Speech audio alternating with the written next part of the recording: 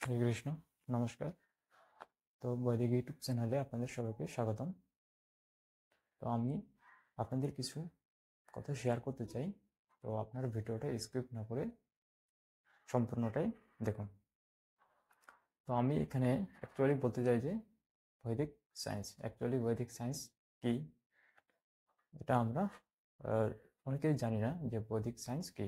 তো বৈদিক সায়েন্স হলো আমাদের যে বেদ আছে, বেদের একটা যে বেদের যে যে সায়েন্স সম্পর্কে বেদে বর্ণনা করা হয়েছে, বেদে যে সায়েন্স নিয়ে আলোচনা করা হয়েছে, সেগুলোই হলো বৈদিক সায়েন্স। তো বৈদিক সায়েন্সে অনেক কিছু জিনিস আছে, যেমন ম্যাথমেটিক্স আছে, তারপরে আপনাদের ফিজিক্স আছে, কসমোলজি আছে, অ্যাস্ট্রোলজি আছে। তো এগুলো সব মিলিয়ে হলো বৈদিক সায়েন্স। তো আমি এখানে যে বিষয়টা নিয়ে কথা বলবো সেটা হলো বৈদিক ম্যাথমেটিক্স এবং বৈদিক কসমোলজি এবং বৈদিক ফিজিক্স। তো মূলত আমরা যে বৈদিক আমাদের সায়েন্স রয়েছে, আমরা সেটা জানি না। আমরা শুধু ফিলোসফি জানি, এবং এটাই আমাদের মাঝে প্রবাহিত হচ্ছে আর কি।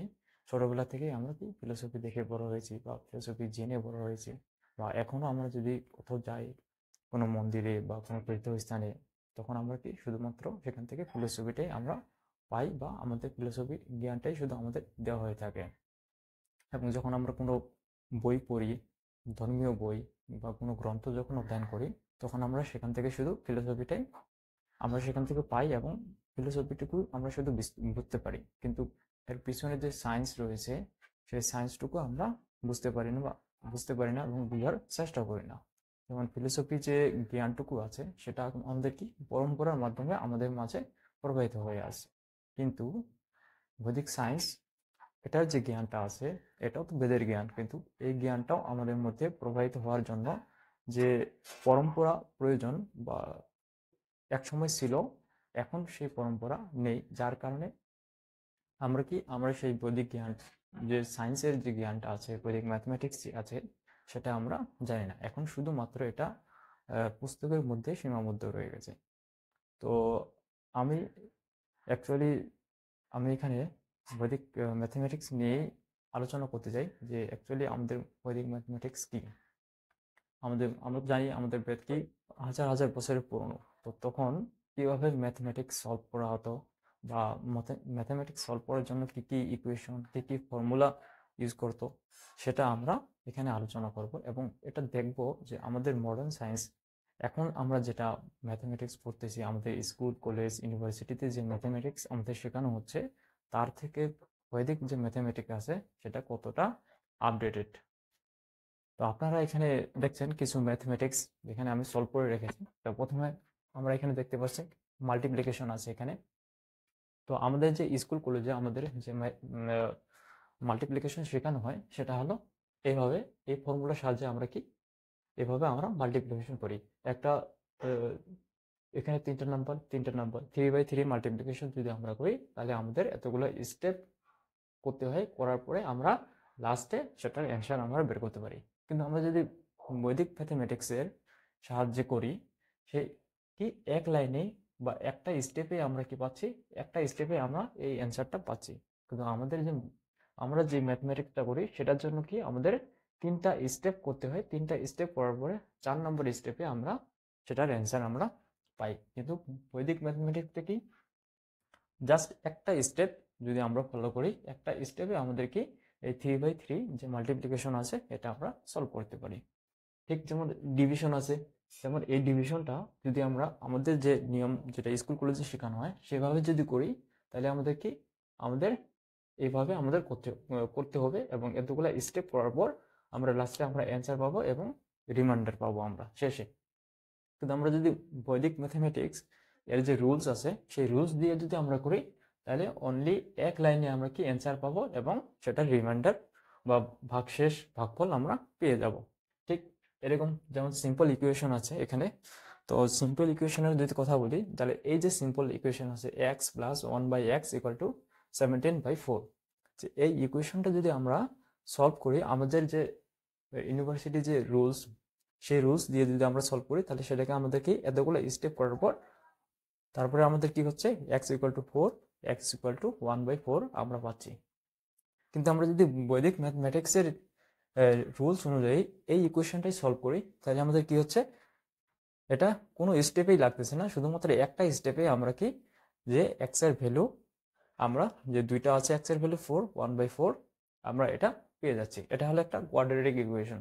ওকে, তো অ্যাকচুয়ালি আমাদের বৈদিক ম্যাথমেটিক্স আছে, কতটা আপডেটেড ভার্সন বৈদিক ম্যাথমেটিক্স সেটা আমরা অনেকেই জানি না, বা আমিও জানতাম না। 1 বছর আগেও আমিও জানতাম না যে বৈদিক ম্যাথমেটিক্স নামে আমাদের ম্যাথমেটিক্স আছে এবং এটার সাহায্যে আমরা সলভ করতে পারি ইকুয়েশন।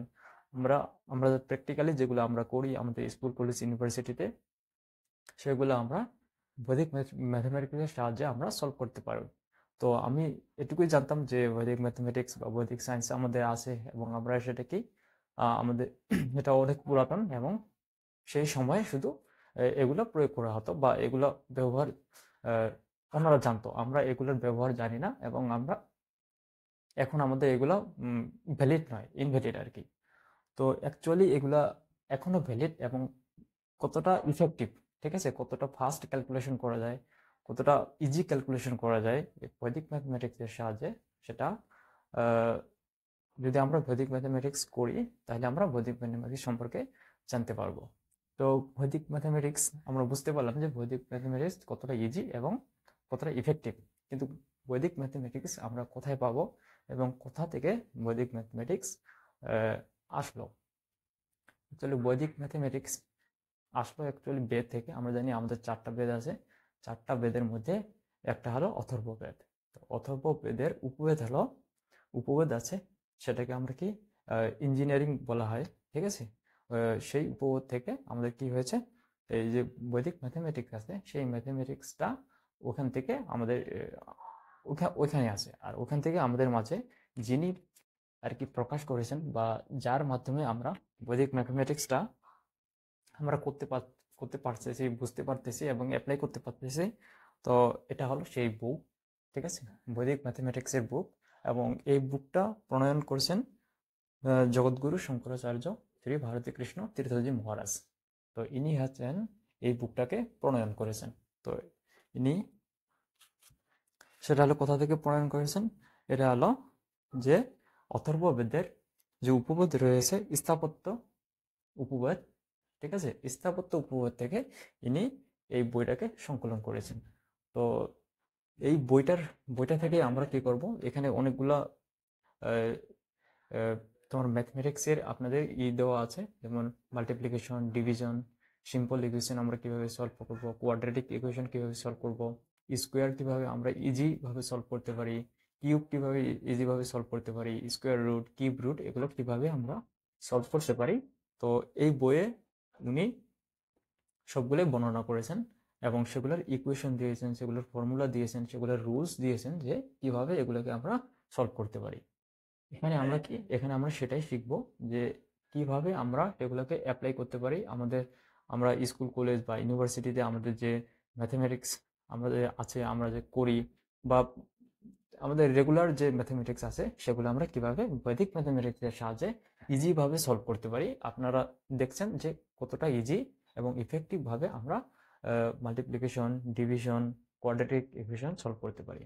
তো এই বইয়ের মাধ্যমে আমরা এখানে যা যা আছে আমরা চেষ্টা করব সবগুলোই এখানে সিম্পল ভাবে বোঝানোর এবং সেটাকে আমরা অ্যাপ্লাই যেন আমরা করতে পারি আমাদের ডেইলি লাইফে, সেটা আমরা এখানে ট্রাই করব। তো তার জন্য আমি ছোট ছোট ভিডিও ইউটিউব চ্যানেলে আমি আপলোড করব। তো এই ভিডিও দেখে আপনারা শিখতে পারবেন অ্যাকচুয়ালি বৈদিক ম্যাথমেটিক্স আমরা কিভাবে অ্যাপ্লাই করব এবং কিভাবে আমরা ইউজ করব, কি কি ফর্মুলা আছে, কি কি ফর্মুলার সাহায্যে বা কি কি রুলস রেগুলেশন আছে, যে রুলস বা যেই ফর্মুলাগুলো সাহায্যে আমরা কি বৈদিক ম্যাথমেটিক্সের সাহায্যে আমরা আমাদের যে বেসিক ম্যাথমেটিক্স আছে এগুলো আমরা সলভ করতে পারি।